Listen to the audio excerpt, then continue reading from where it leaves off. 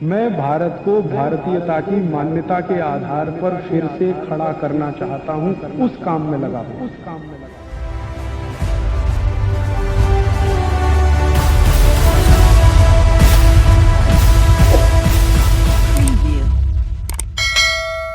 ये चूना बहुत अच्छी दवा है हमारे घर के उन सब बच्चों के लिए जिनकी लंबाई नहीं बढ़ रही है।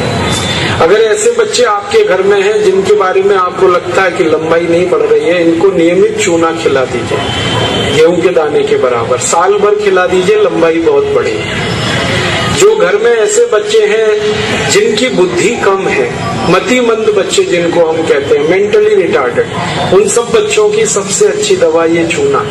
2-3 साल लगातार खिलाइए, गेहूं के दाने के बराबर, दही में नहीं तो पानी में, नहीं तो दाल में।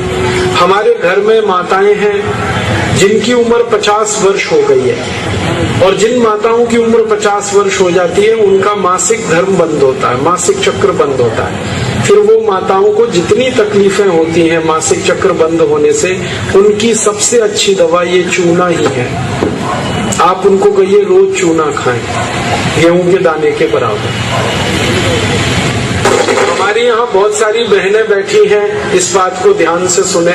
घर में हमारी सभी बहनें और माताएं जो मासिक धर्म की समस्या से परेशान हैं, उनका मासिक धर्म समय से नहीं आता है तो बहुत खून आता है, या उसमें कई बार समय बहुत लगता है। इन सब मासिक धर्म की बीमारियों में दर्द बहुत होता है। आप चूना खाइए, गेहूं के दाने के बराबर, दही में, नहीं तो दाल में, नहीं तो गर्म पानी में।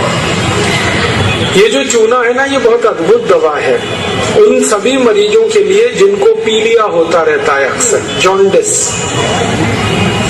जिनको भी जॉन्डिस होता है उनको आप गन्ने के रस में गेहूं के दाने के बराबर चूना मिला के दीजिए।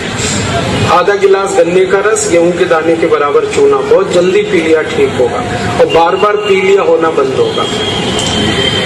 ये जो चूना है ना, ये नपुंसकता की बहुत अच्छी दवा है। अगर कोई पुरुष ऐसा है जिसके वीर्य में शुक्राणुओं की संख्या एकदम नील है या बिल्कुल कम है, उनको आप चूना खिलाइए।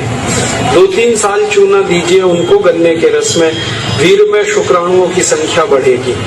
ऐसी कई माताएं जिनके शरीर में अंडे नहीं बनते, ओव्यूलेशन का उनका गड़बड़ी है, उनको आप चूना खिलाइए, बहुत जल्दी उनकी बीमारी ठीक हो।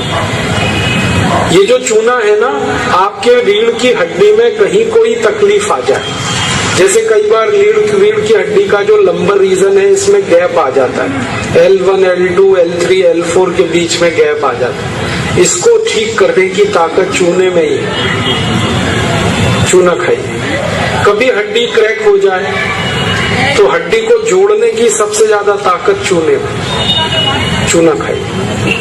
एड़ी की दर्द है, पैर की एड़ी का दर्द है, चूना खाइए, ठीक होगा। पंजों में दर्द है, चूना खाइए, ठीक होगा। आपके दांत में अक्सर ठंडा गर्म पानी लगता है तो आप चूना खा लीजिए, बिल्कुल ठीक हो जाए।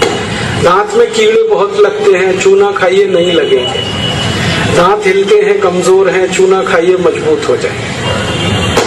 ये एक चूना 70 बीमारियों में काम आता है, 70। और ये ईश्वर ने हमें सबसे ज्यादा दिया है, 70 बीमारियों में काम आता है। आप कभी भी इसको याद रखिए। मैं सबको यही कहता रहता हूं कि आप चूना खाइए, चूना लगाइए मत कभी किसी। ये चूना लगाने के लिए नहीं है, खाने के लिए।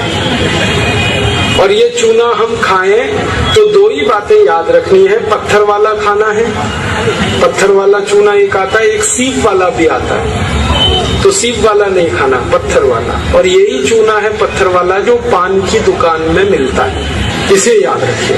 बस एक ही व्यक्ति चूना ना खाए, एक सावधानी है इसमें।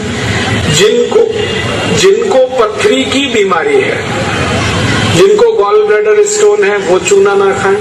जिनको किडनी स्टोन है, वो चूना ना खाएं। जिनको मूत्रपिंड में पत्थर है, वो चूना